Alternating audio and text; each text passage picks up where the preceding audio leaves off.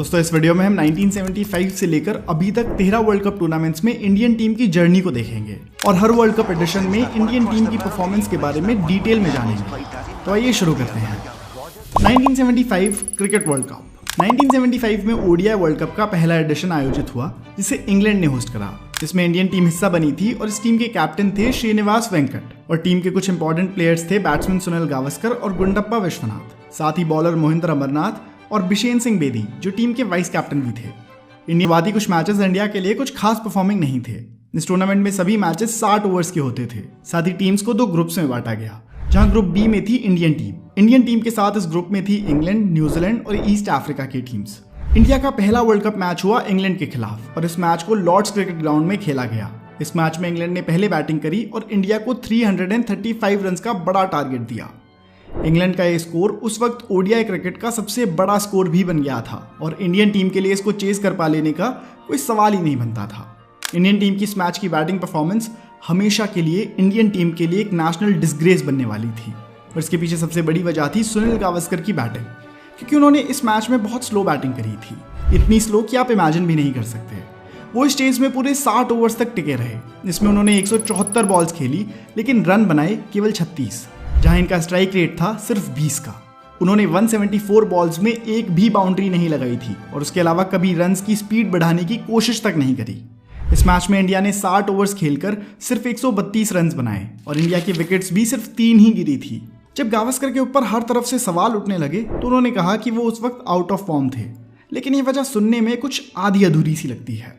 खैर, आगे बढ़ते हुए इंडिया के 2 ग्रुप स्टेज मैचेस और हुए, जिसमें से ईस्ट अफ्रीका के अगेंस्ट इंडियन टीम जीत गई और इस मैच में गावस्कर ने भी अपनी बैटिंग में सुधार करा और एक नॉट आउट हाफ सेंचुरी लगाकर टीम को जीत की तरफ बढ़ाया। लेकिन अगले मैच में न्यूजीलैंड से इंडियन टीम नहीं जीत सकी और क्योंकि इंडिया अपने 3 ग्रुप मैचेस में से 2 मैचेस हार गई थी तो वो आगे क्वालिफाई नहीं कर पाए और इंडिया का पहला वर्ल्ड कप कैंपेन एक डिसअपॉइंटिंग स्टॉप पर आकर खत्म हो गया। इंडियन टीम इस टूर्नामेंट में 6th पोजीशन पर आई। इंडियन फैंस के लिए इस टूर्नामेंट की हाईलाइट सुनील गावस्कर की बुरी और कंट्रोवर्शियल परफॉर्मेंस थी, जिसने इंडियन बैटिंग टैलेंट को इंटरनेशनल स्टेज पर ले जाकर पूरी तरह से एम्बैरस कर दिया था। फिर भी गावस्कर ही इंडिया की तरफ से हाईएस्ट रन स्कोरर भी थे, जहां इन्होंने 3 मैचेस में 113 रन बनाए। वहीं दूसरी तरफ आबिद अली वो बॉलर बने जिन्होंने टीम के लिए सबसे ज्यादा विकेट्स ली, जो कि थी सिर्फ 6 विकेट्स। 1975 वर्ल्ड कप को वेस्ट इंडीज ने जीता। 1979 क्रिकेट वर्ल्ड कप। इसके बाद 1979 में वर्ल्ड कप का दूसरा एडिशन आयोजित हुआ, जो भी इंग्लैंड में ही खेला जा रहा था। अभी ओडीआई फॉर्मेट को शुरू हुए कुछ साल ही हुए थे और इसी वजह से इंडियन टीम अब भी ओडीआई फॉर्मेट पर ज्यादा ध्यान नहीं देती थी और टेस्ट मैचेस के कंपैरेटिवली ओडीआई मैचेस को नेग्लेक्ट करती थी। इस कारण से इंडियन फैंस को भी इंडियन टीम से ज्यादा उम्मीदें नहीं थी। इस बार टीम में कुछ बदलाव भी हुए। अब टीम को दिलीप वेंगसरकार, यशपाल शर्मा और राइजिंग टैलेंट कपिल देव ने भी ज्वाइन कर लिया था। कैप्टन अभी भी टीम के श्रीनिवास वेंकट ही थे और वाइस कैप्टन बने सुनील गावस्कर। इस बार इंडिया के ग्रुप में जो 3 टीम्स थी वो थी वेस्ट इंडीज, न्यूजीलैंड और श्रीलंका, और इंडियन टीम ने इन सभी टीम्स के अगेंस्ट बहुत ही डिसअपॉइंटिंग परफॉर्मेंस पुट अप करी, जहां इंडियन टीम इन तीनों टीम्स में से एक टीम को भी नहीं हरा सकी और इंडिया अपने ग्रुप स्टेज के 3 मैचेस हार गई। ये इंडिया की किसी भी वर्ल्ड कप टूर्नामेंट में सबसे बुरी परफॉर्मेंस बनने वाली थी। इस वर्ल्ड कप एडिशन में इंडिया की रैंक आई 7th और ये इंडिया के लिए बहुत ही डिसअपॉइंटिंग था और इससे इंडियन फैंस के बीच भी अप्रोर और गुस्सा दिखने लगा। इस एडिशन के 3 मैचेस में से एक में भी इंडिया 200 रन भी नहीं बना पाई। केवल गुंडप्पा विश्वनाथ ऐसे थे जिन्होंने टूर्नामेंट में 3 डिजिट्स में रन बनाए थे, जहां इन्होंने टूर्नामेंट के 3 मैचेस में 106 रन बनाए। साथ ही इस मैच के 3 मैचेस में मिलाकर इंडियन टीम ने सिर्फ 6 विकेट्स ही ली, जिसमें 4 ली मोहिंद्र अमरनाथ ने और 2 कपिल देव ने। ये नंबर्स हमें बताते हैं कि इंडियन टीम की परफॉर्मेंस कितनी हॉरिबल थी। अब ये तो तय था कि इंडियन टीम को बदलाव और सही डायरेक्शन की जरूरत है, लेकिन वो सही डायरेक्शन इंडिया को किस खिलाड़ी से मिलेगा, ये हमें वर्ल्ड कप के अगले एडिशन में पता चलेगा। 1979 को भी पहले की तरह वेस्ट इंडीज नहीं जीता और सक्सेसफुली अपना वर्ल्ड कप टाइटल डिफेंड करा। 1983 क्रिकेट वर्ल्ड कप। इस बार वर्ल्ड कप का फॉर्मेट थोड़ा बदल गया, जहां अब टीम ग्रुप की हर टीम के साथ 2-2 बार भिड़ने वाली थी और इसी वजह से इस बार ग्रुप स्टेज में पहले के मुकाबले डबल मैचेस हुए। इंडिया के ग्रुप में थी defending champions West Indies, world की बेस्ट क्रिकेट टीम ऑस्ट्रेलिया और जिम्बाब्वे। ऑस्ट्रेलिया और वेस्ट इंडीज के ग्रुप में होने की वजह से इंडियन टीम की आगे बढ़ने की उम्मीदें बहुत कम थी, क्योंकि ट्रैक रिकॉर्ड के हिसाब से इंडियन टीम इन दिग्गज जैसी टीम्स के सामने भला कहां टिकने वाली थी। पर इस बार टीम में कुछ की चेंजेस हुए थे, जैसे अब कैप्टन ऑलराउंडर कपिल देव को बनाया गया। साथ ही टीम में अब श्रीकांत भी जुड़ गए थे। इसके अलावा दुनिया के कुछ सबसे श्रेष्ठ ऑलराउंडर्स रवि शास्त्री और रॉजर बिनी भी टीम में आ गए थे। इंडिया का पहला मैच हुआ मैनचेस्टर में वेस्ट इंडीज के खिलाफ। सभी को लग रहा था कि इस मैच में वेस्ट इंडीज इंडिया को बुरी तरह क्रश कर देगी। इंडिया की पहली बैटिंग थी जिसमें इंडिया ने 8 विकेट्स गंवाकर 262 रन्स बनाए। वेस्ट इंडीज को जीतने के लिए 263 रन्स बनाने थे, लेकिन रॉजर बिनी और रवि शास्त्री दोनों ने ही 3-3 विकेट्स निकाली और इसी की मदद से वेस्ट इंडीज को 228 रन्स पर ही ऑल आउट कर दिया और इंडिया ने इस मैच को 34 रन से जीत लिया। यहीं से इंडिया ने अपने ग्लोरियस 1983 कैंपेन की शुरुआत करी, जहां इसके बाद इंडिया ने जिम्बाब्वे के खिलाफ भी जीत दर्ज करी। एक अच्छी मजबूत शुरुआत के बावजूद इंडिया अपने अगले 2 मैचेस ऑस्ट्रेलिया और वेस्ट इंडीज के खिलाफ हार गई। इन्हीं 2 मैचेस के दौरान इंडियन टीम को एक और सेटबैक मिला, जहां मैल्कम मार्शल की एक बाउंसर की वजह से दिलीप वेंगसरकार इंजर्ड हो गए और अब वो आगे के टूर्नामेंट के लिए टीम से रूल आउट हो गए।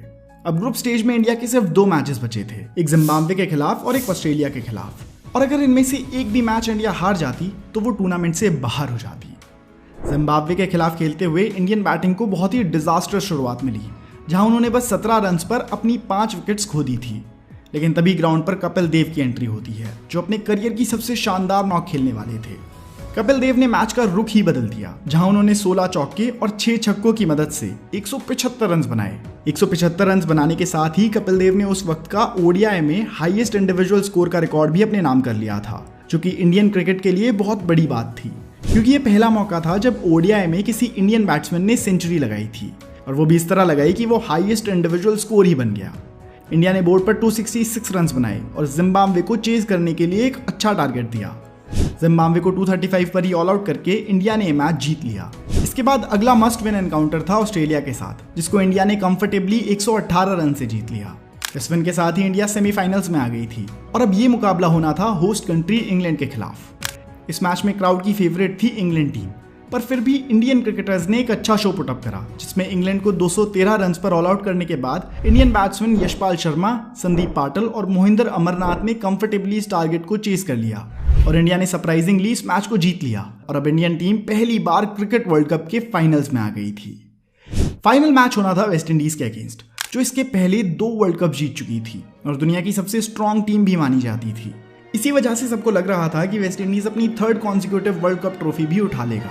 लेकिन अब जो हुआ वो एक बॉलीवुड मूवी से भी ज्यादा क्लाइमैक्टिक और एंटरटेनिंग होने वाला था। वेस्ट इंडीज ने टॉस जीता और पहले बॉल करने का फैसला करा। वेस्ट इंडीज के अग्रेसिव बॉलिंग अटैक के सामने इंडियन बैट्समैन नहीं टिक पा रहे थे। कभी एंडी रॉबर्ट्स विकेट ले रहे थे तो कभी मार्शल। श्रीकांत के 38 और अमरनाथ के 26 रन ने किसी तरह रन का आंकड़ा 100 के पार ढकेला। भला विव रिचर्ड्स और क्लाइव लॉयड जैसे क्रिकेट ग्रेट्स के सामने इंडियन बॉलर्स क्या ही कर सकते थे, लेकिन नहीं। और जब विव रिचर्ड्स की विकेट गई तो इंडियन प्लेयर्स की उम्मीदें बढ़ने लगी। अमरनाथ और मदन लाल दोनों ने 3-3 विकेट्स ली और वेस्ट इंडीज बैटिंग अटैक को ध्वस्त कर दिया। तब इंडिया ने इंग्लैंड को उन्हीं के गेम में हरा दिया और क्रिकेट की बेस्ट टीम बनकर सामने आई। इंडियन टीम की पॉपुलैरिटी रातों रात बढ़ गई और कैप्टन कपिल देव एक नेशनल हीरो बन गए। इसी के साथ इंडियन अथॉरिटीज ने भी क्रिकेट को सीरियसली लेना शुरू कर दिया और इंडियन क्रिकेट इसके बाद बहुत आगे बढ़ने लगा। इस सीजन में इंडिया के लिए सबसे ज्यादा रन्स बनाए थे कपिल देव ने, जो थे 303 रन्स, और रॉजर बिनी और मदन लाल दोनों थे इंडिया के साथ साथ पूरे टूर्नामेंट के हाईएस्ट विकेट टेकर्स, जहां इन्होंने 18 और 17 विकेट्स लिए। 1987 cricket world cup. 1987 world cup कई चेंजेस के साथ आया। सबसे पहला तो ये कि इस बार वर्ल्ड कप इंग्लैंड के बाहर होस्ट होने वाला था और इसको होस्ट करा इंडिया और पाकिस्तान ने। दूसरा चेंज ये था कि अब मैचेस 60 ओवर्स के नहीं बल्कि 50 ओवर्स के होने वाले थे, और ऐसा इसलिए करा गया क्योंकि इंग्लैंड के मुकाबले इंडियन सब कॉन्टिनेंट में सनलाइट कुछ कम समय के लिए रहती है। इस वर्ल्ड कप को रिलायंस ने स्पॉन्सर किया था और इसीलिए इसे रिलायंस कप 1987 भी कहा जाता था। इस वर्ल्ड कप से जुड़ा एक इंटरेस्टिंग फैक्ट ये भी है कि इस वर्ल्ड कप में अपकमिंग टैलेंट सचिन तेंदुलकर और विनोद कांबली दोनों बॉल बॉयज थे। इस बार कई इंडियन क्रिकेटिंग लेजेंड्स रिटायर हो गए, जैसे कि मोहिंदर अमरनाथ, सईद किरमानी, मदन लाल, यशपाल शर्मा और संदीप पाटिल। साथ ही सुनील गावस्कर का भी ये आखिरी वर्ल्ड कप टूर्नामेंट होने वाला था। कपिल देव इस बार भी इंडियन टीम को लीड कर रहे थे। उनके अलावा टीम में कुछ नए एडिशंस भी हुए, जैसे कि नवजोत सिंह सिद्धू, चेतन शर्मा, किरण मोरे और मोहम्मद अजहरुद्दीन। इंडिया के ग्रुप ए में थी ऑस्ट्रेलिया, न्यूजीलैंड और जिम्बाब्वे। इस बार अपने ग्रुप स्टेज के 6 मैचेस में से 5 मैचेस जीतकर इंडिया टेबल टॉपर बनकर सामने आई और बहुत ही शानदार तरीके से सेमीफाइनल्स में पहुंच गई। ग्रुप स्टेज के मैचेस में इंडिया ने कुछ मुकाबले वन साइडेड डोमिनेशन से जीते। न्यूजीलैंड के खिलाफ सुनील गावस्कर ने अपने ओडीआई करियर की पहली और इकलौती सेंचुरी भी लगाई, जब उन्होंने 88 बॉल्स में 103 रन बना दिए थे। और इसी मैच में वर्ल्ड कप की पहली हैट्रिक भी ली गई थी, जो कि इंडियन बॉलर चेतन शर्मा ने ली थी। जब उन्होंने न्यूजीलैंड के 3 विकेट्स लगातार चटकाए। ये इंडियन क्रिकेट के लिए एक ऐतिहासिक मैच था। सेमीफाइनल्स में पहुंचे, लेकिन सेमीफाइनल्स में इंग्लैंड ने इंडिया को शुरू से ही डोमिनेटेड रखा और सिर्फ 6 विकेट्स गंवाकर 254 रन बना दिए। इस मैच में इंडिया सिर्फ 219 रन पर ऑल आउट हो गई और अपने वर्ल्ड कप खिताब को डिफेंड नहीं कर सकी। इस वर्ल्ड कप में इंडिया की 3rd रैंक थी। इस एडिशन में इंडिया के लीडिंग विकेट टेकर थे मनिंदर सिंह, जिन्होंने 14 विकेट्स ली। साथ ही सुनील गावस्कर इंडिया के हाईएस्ट रन गेटर थे, जिन्होंने 300 रन बनाए। विकेट कीपर किरण मोरे ने भी बहुत अच्छी कीपिंग की, जहां उन्होंने 11 डिसमिसल्स करे, जो टूर्नामेंट में 2nd हाईएस्ट थे। 1987 में वर्ल्ड कप के खिताब को पहली बार ऑस्ट्रेलिया ने जीता। 1992 क्रिकेट वर्ल्ड कप। इस बार वर्ल्ड कप को पहली बार कलर्ड जर्सीज में खेला जाना था। साथ ही डे एंड नाइट मैचेस भी पहली बार होने थे। वर्ल्ड कप होस्ट थे ऑस्ट्रेलिया और न्यूजीलैंड, और इन कंडीशंस में इंडियन टीम की परफॉर्मेंस काफी डिसअपॉइंटिंग रही। अब टीम कैप्टन थे मोहम्मद अजहरुद्दीन। साथ ही टीम में कुछ बड़े प्लेयर्स थे, जैसे कपिल देव, रवि शास्त्री, संजय मांजरेकर और के श्रीकांत। साथ ही टीम में अब सचिन तेंदुलकर की भी एंट्री हो गई थी, जो इंडियन वर्ल्ड कप परफॉर्मेंसेस को पूरी तरह बदलने वाले थे।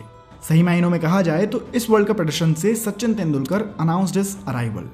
इस बार वर्ल्ड कप को राउंड रॉबिन फॉर्मेट में खेला जाने वाला था, जहां हर एक टीम बाकी की 8 टीम्स के साथ मैचेस खेलने वाली थी और टॉप 4 टीम्स सेमीफाइनल्स में जाने वाली थी। इंडिया की शुरुआत हुई इंग्लैंड के खिलाफ हार के साथ, फिर श्रीलंका के साथ मैच बारिश की वजह से रद्द हो गया, और फिर तीसरे मैच में इंडिया ऑस्ट्रेलिया से भी हार गई। इंडिया का 4th मैच होना था पाकिस्तान से, और ये पहली बार होना था जब इंडिया और पाकिस्तान एक दूसरे के सामने वर्ल्ड कप में भिड़ने वाले थे। इसलिए दोनों देशों में इस मैच को लेकर बहुत ज्यादा एंटिसिपेशन और एक्साइटमेंट थी।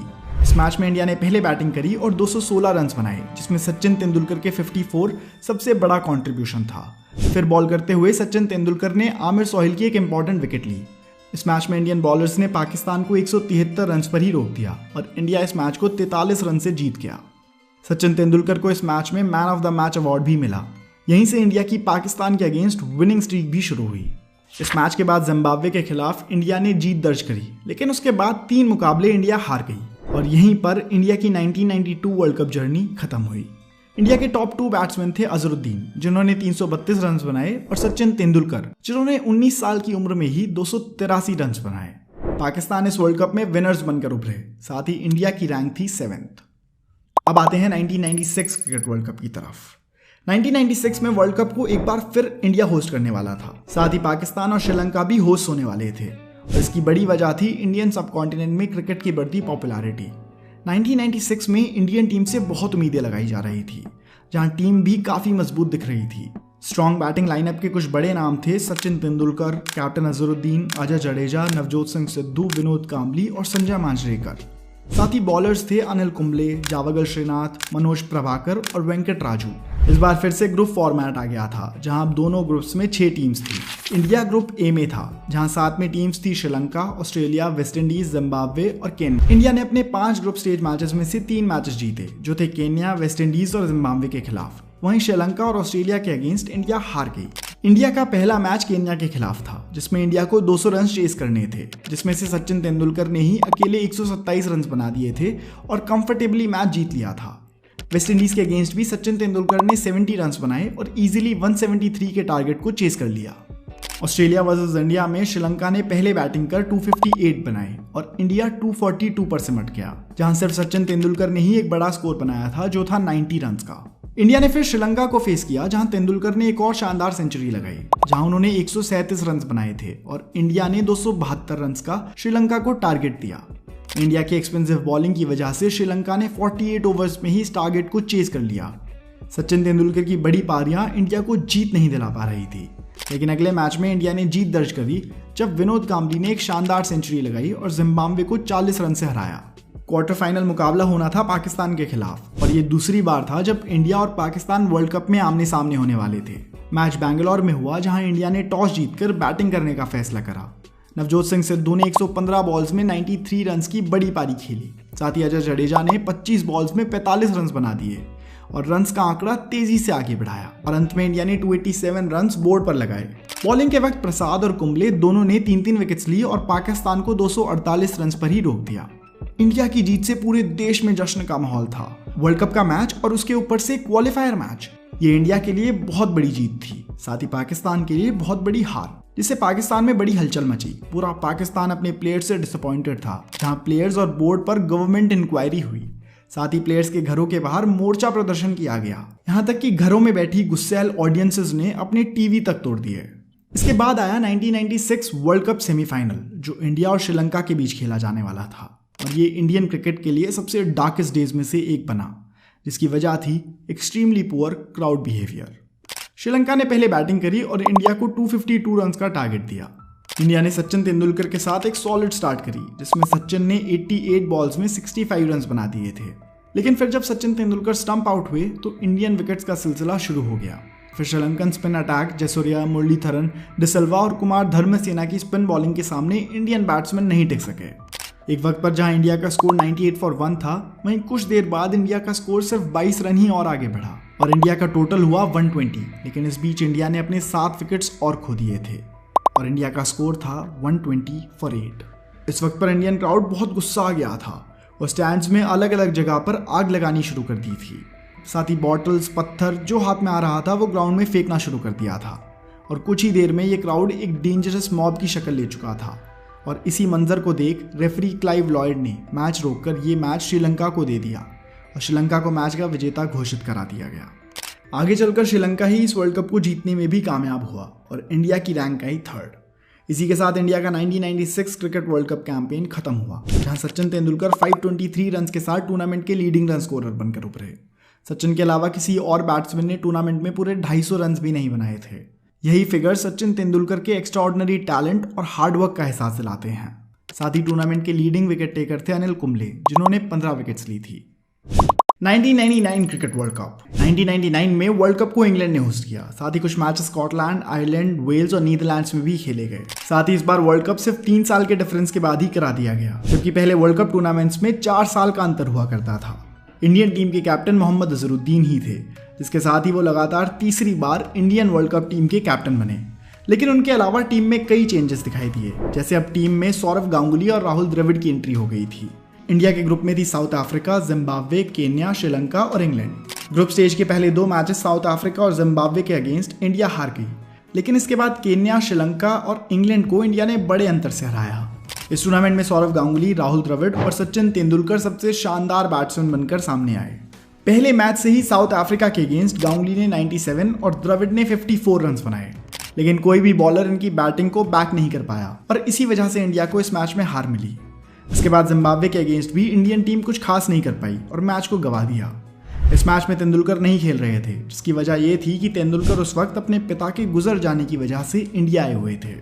इसके बाद अगले मैच के लिए तेंदुलकर वापस लौटे और केन्या के खिलाफ 140 रन की शतकीय पारी खेली और इस पारी को उन्होंने अपने स्वर्गीय पिता को डेडिकेट करा। साथ ही इस मैच में द्रविड़ ने भी 104 रन की शतकीय नॉक खेली और इसी के साथ बहुत कंफर्टेबली इंडिया ने इस मैच को जीत लिया। इसके बाद इंग्लैंड के खिलाफ भी गांगुली और द्रविड़ ने मिलकर अच्छे रन्स बनाए और इंग्लैंड से भी इस मैच को छीन लिया।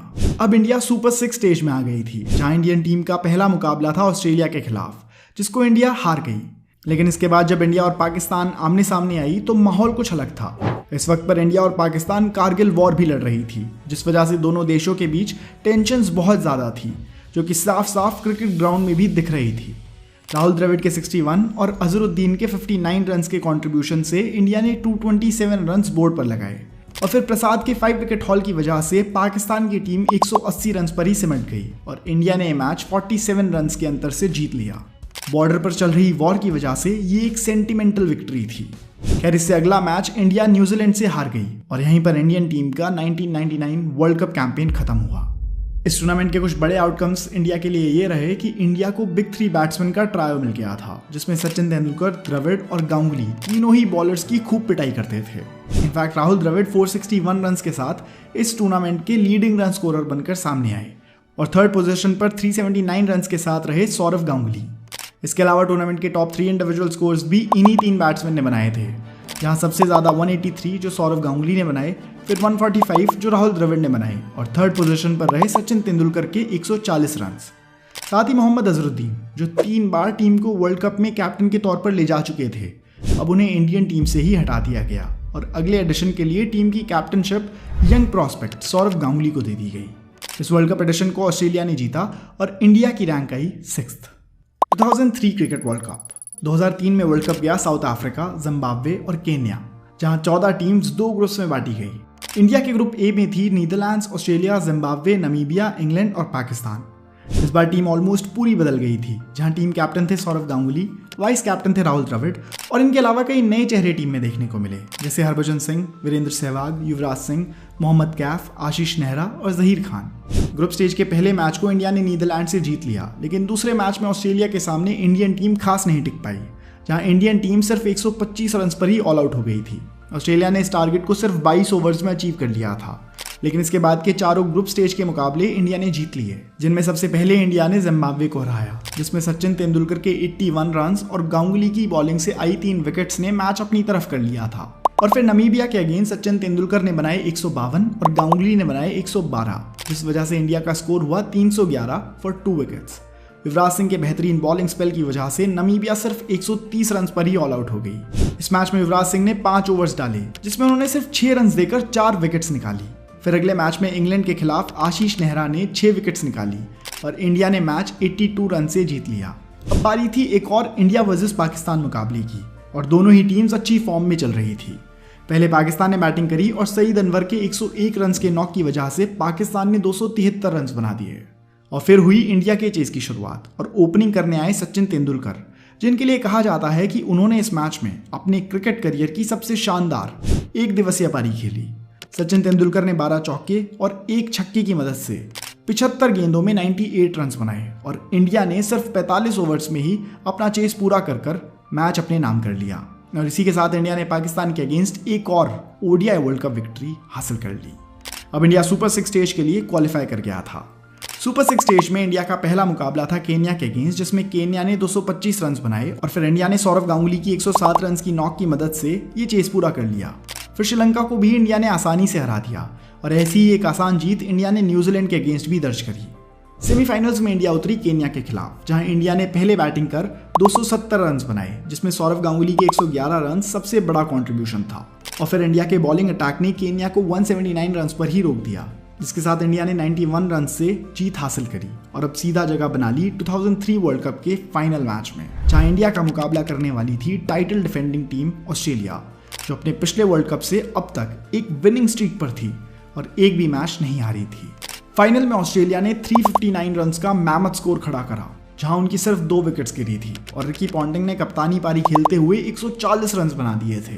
फिर इंडिया के चेज में सिर्फ सहवाग ही 82 रन बना पाए, बाकी पूरी टीम ऑस्ट्रेलियन बॉलिंग अटैक के सामने क्रम्बल कर गई, जहां इंडियन टीम 40 ओवर से पहले ही ऑल आउट हो गई थी और सिर्फ 234 रन बना पाई, जिसके चलते ऑस्ट्रेलिया बनी 2003 वर्ल्ड कप की विजेता।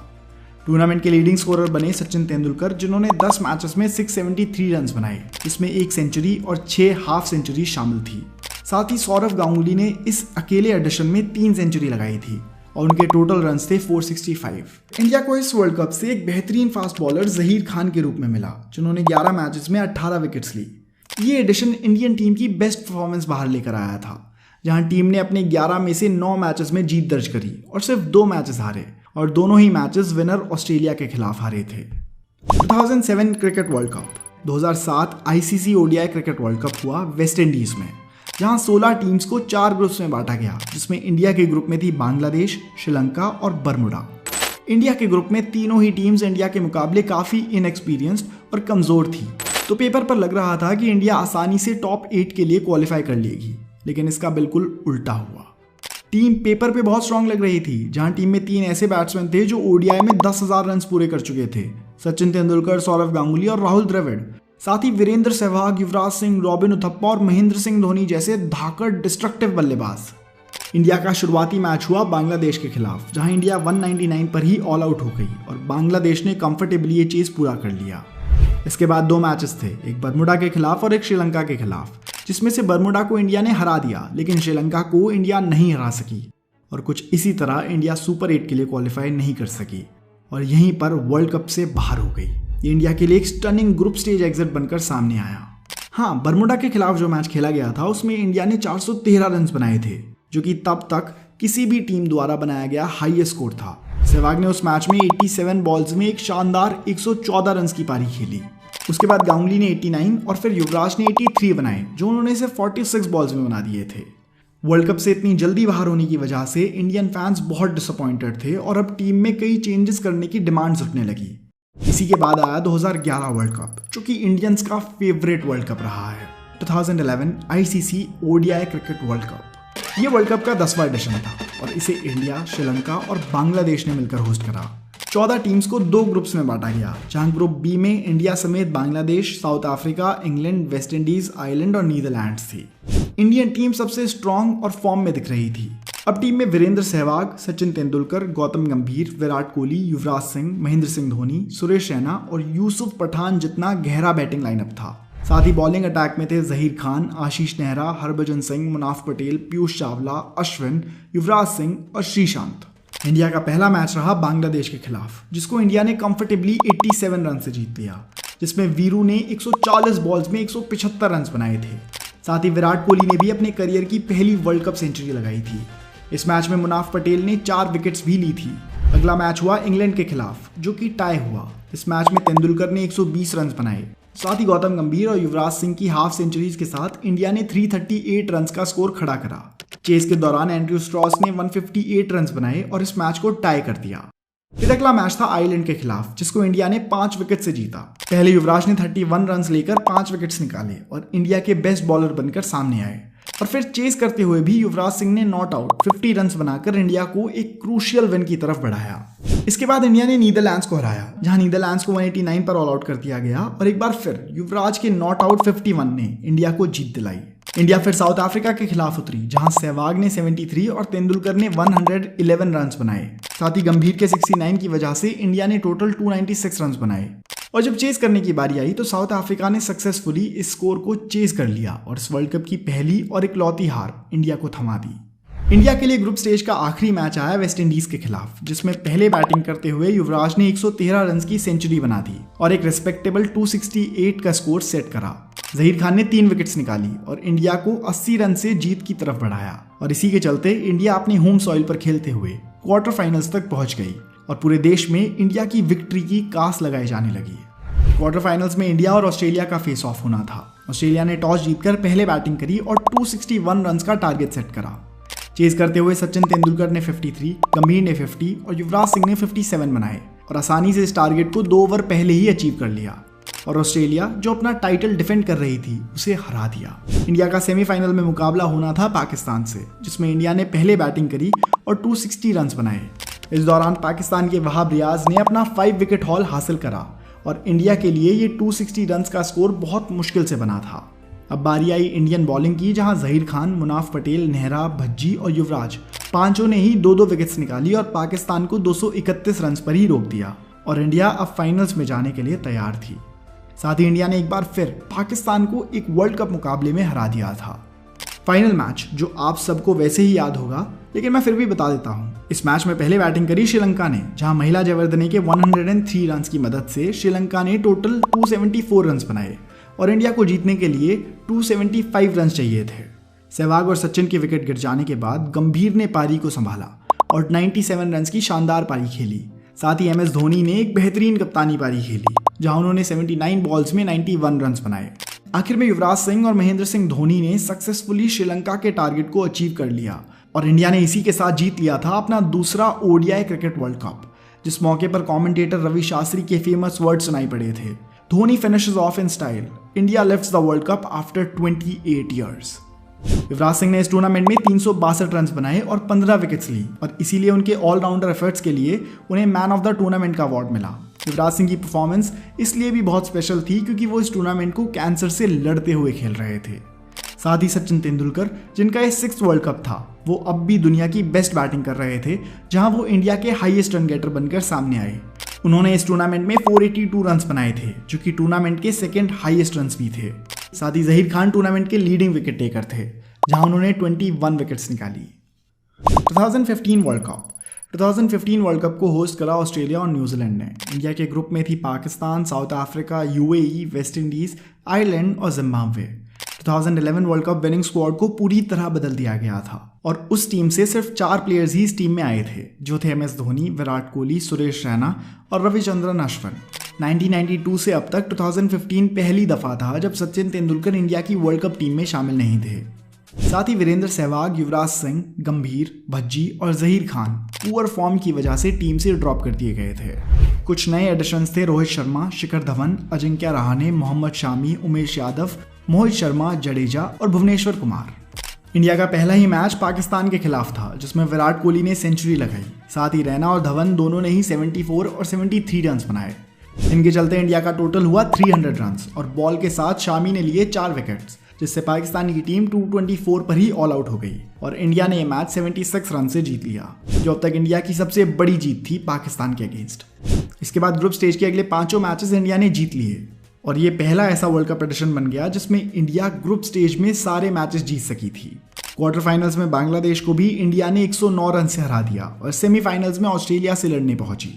सेमीफाइनल्स में इंडिया 95 रन से मैच हार गई और यहीं पर 2015 वर्ल्ड कप कैंपेन इंडिया के लिए खत्म हो गया। इसमें शिखर धवन टीम के लीडिंग रन गेटर थे, जहां इन्होंने 2 सेंचुरीज और एक हाफ सेंचुरी की मदद से 412 रन बनाए।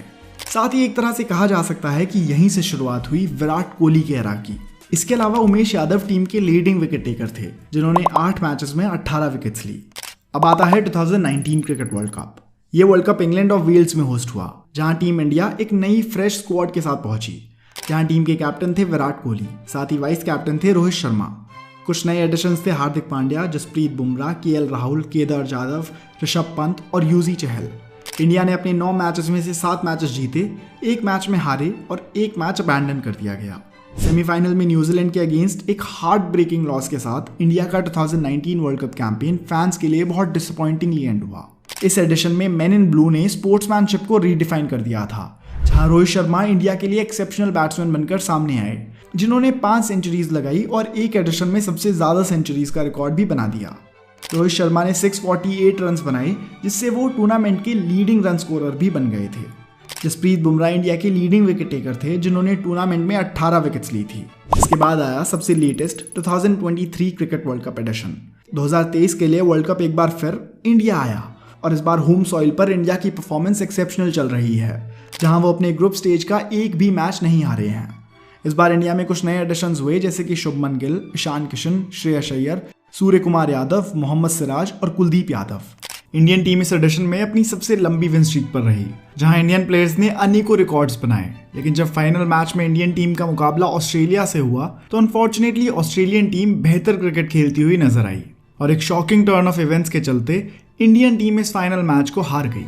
इस एडिशन में इंडिया के हाईएस्ट रन गेटर रहे विराट कोहली और हाईएस्ट विकेट टेकर रहे मोहम्मद शामी। 2011 के बाद से हमारी भारतीय टीम एक भी वर्ल्ड कप ट्रॉफी नहीं जीत सकी है और हर बार ट्रॉफी के इतने करीब आकर टीम को निराशा हाथ लगती है।